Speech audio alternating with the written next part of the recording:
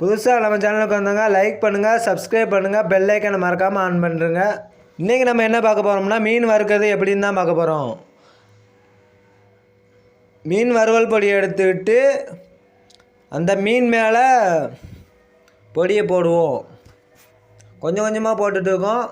ஒரு மீன் இருக்கிறனால இன்னும் கொஞ்சம் அதிகமாக கொஞ்சம் போடுவோம். ஆனால் தான் பொடிலாம் ஒட்டும்.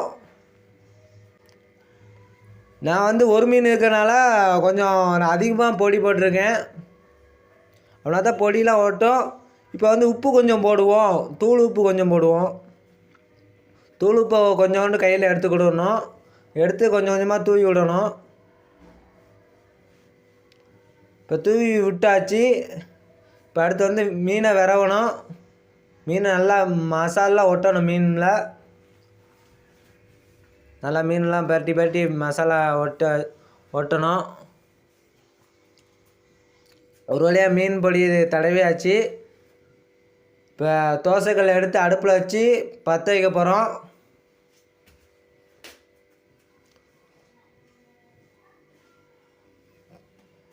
பற்ற வச்சுருக்கோம்.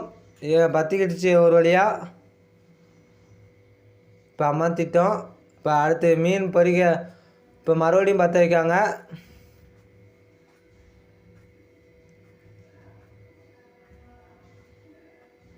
பற்ற வச்சாச்சு. இப்போ எண்ணெயை ஊற்றுவோம்.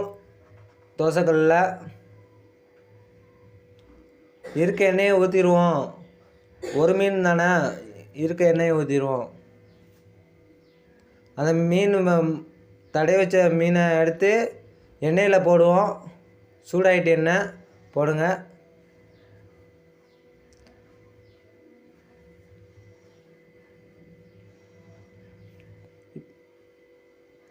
கரண்டி எடுத்து அந்த நல்லா மீனை நல்லா ஒரு ஷேப்பாக தள்ளி விடுவோம்.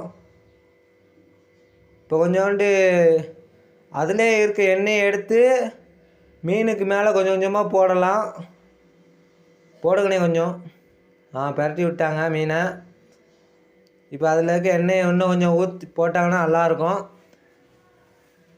போடுங்கண்ணே கொஞ்சம். இப்போ தான் போடுதாங்க அந்த அண்ணாச்சி மீனை. எண்ணெயெல்லாம் எண்ணெயில் மீனுக்கு மேலே ஊற்றுதாங்க. மீனை நல்லா மொறுவலாக விட்டார் அந்த அண்ணாச்சி. பாருங்கள், மீனை அண்ணாச்சி சாப்பிட போகிறாரு. டேஸ்ட் பண்ணி பார்க்காரு. நல்லா சாப்பிடுதாரு பாருங்கள்.